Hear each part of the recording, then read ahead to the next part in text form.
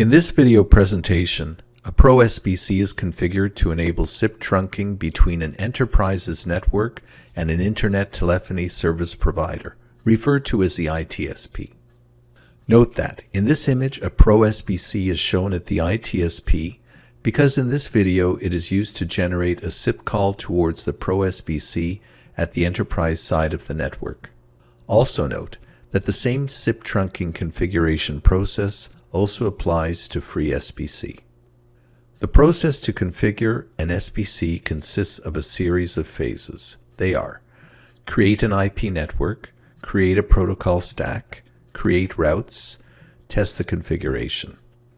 This tutorial will guide you through these phases. In this phase of the process, the web portal is used to create the IP network. This consists of creating two virtual ports, one for the public ITSP side of the network and one for the private enterprise side. Virtual ports enable you to define the virtual interfaces on the SBC. After the virtual ports are created, virtual LANs referred to as VLANs are created. One VLAN is created for the public side and one VLAN is created for the private side of the network. These virtual LANs will be mapped to the previously created virtual ports. The final step in the creation of the IP network is to create two IP interfaces, one for the public side and one for the private side of the network. The following simulations will detail these steps. In the following simulation, two virtual ports are created. One port is created for the public-facing network and another for the local or private network. A separate VLAN is created for each virtual port. Access the SBC web portal with a web browser using an IP address and port 12358. Enter your username and password. The web portal welcome page is displayed. To create a virtual port, click IP Interfaces. The IP Interfaces page is displayed. Click the Virtual Ports tab. Click Create New Virtual Port. Here you will create the public virtual port. Enter a name for the port and select an Ethernet port. It is important to know to which port of the SBC the public network connects. In this simulation, it is VoIP 1. Click Create. A VLAN table is displayed. A VLAN will be created for the public virtual port. Click Create New Host VLAN. Enter a name for the public VLAN. Leave all other options as is. Click Create. The new VLAN is displayed. Repeat the same process for the private side of the network. In the following simulation, a second virtual port is created on the VoIP 0 interface and a second private VLAN is assigned to it.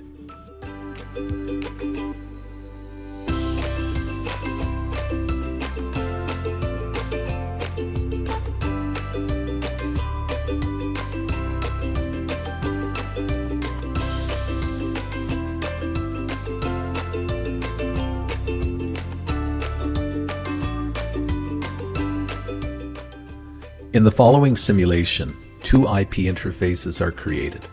One interface is created for the public-facing network and another for the local or private network. To create a new IP interface, click the IP Interface tab. Enter a name for the public IP interface. Select one or more services to use. In this simulation, RTP and SIP is selected. Select the host VLAN. The host VLAN is displayed as a concatenation of the previously created public virtual port and VLAN.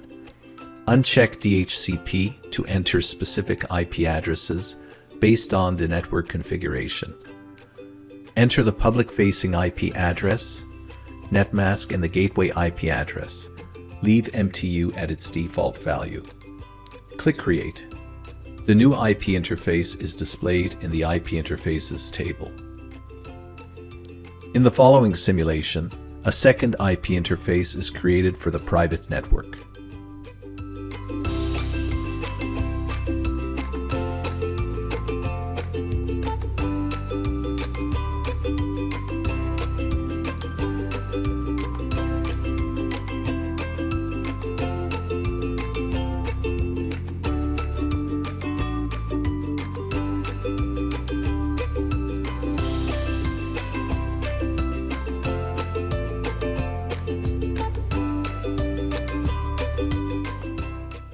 In this phase of the process, the web portal is used to create the protocol stack for SIP signaling.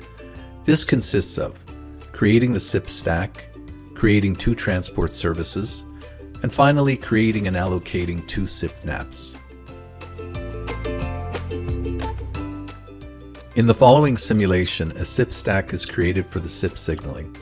A name for the SIP stack is provided, and all other settings are left at their default values. To create a SIP stack, click SIP. Click Create New SIP. Provide a name for the SIP stack.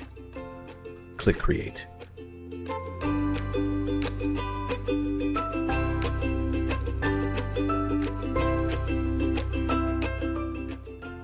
In the following simulation, 2 transport servers are created. Transport servers are built upon the previously defined virtual ports and IP interfaces. They enable the reception of SIP calls from the physical network. To create a public SIP transport server, click Create New Transport Server. Provide a name for the transport server. Select the port type, in this case UDP. Select the previously created IP interface. Click Create. The results page is displayed. Repeat the same process to create a private SIP transport server.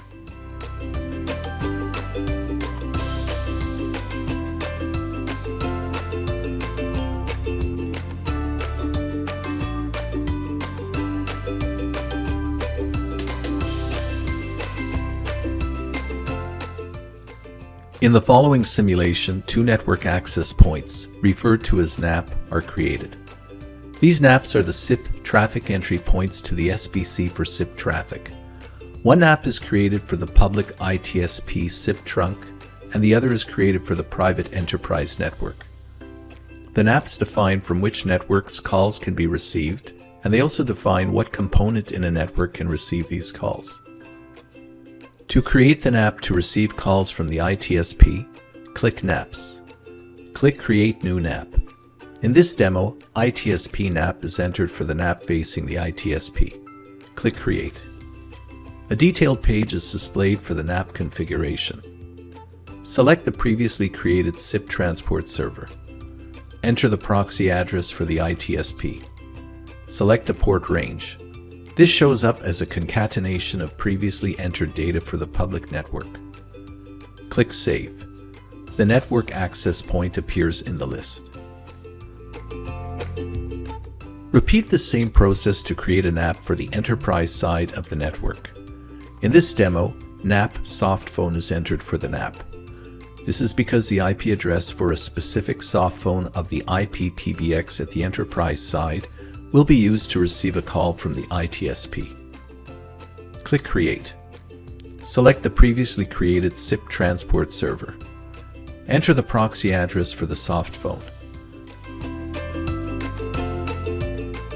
Select an IP port range. Click Save. The network access point appears in the list.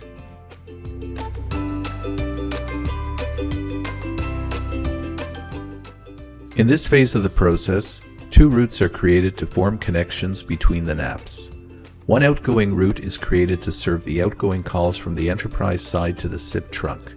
One incoming route is created to serve the incoming calls from the ITSP side of the network to the SBC at the enterprise side.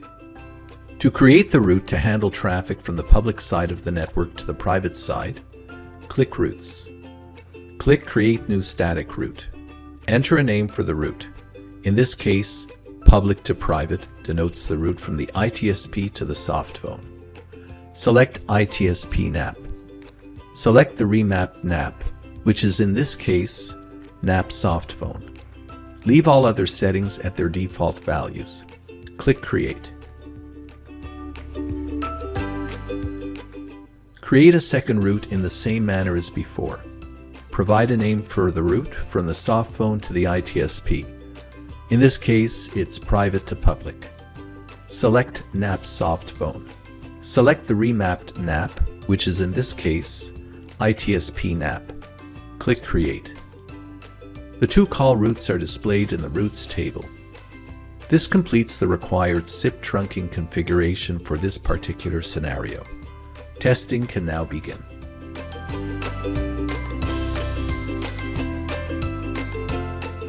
In this phase of the process, the configuration settings are activated and verified.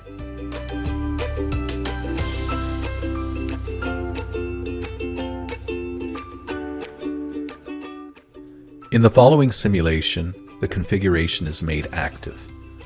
To activate the configuration, select System. In the Activate Configuration box, click Activate. In this case, we are using config_webinar as a working configuration for this video. The activation status is displayed as successful. To view the status of the system such as the NAPs, click Status. Click the NAP tab. The NAPs are displayed and all of them are in an OK status.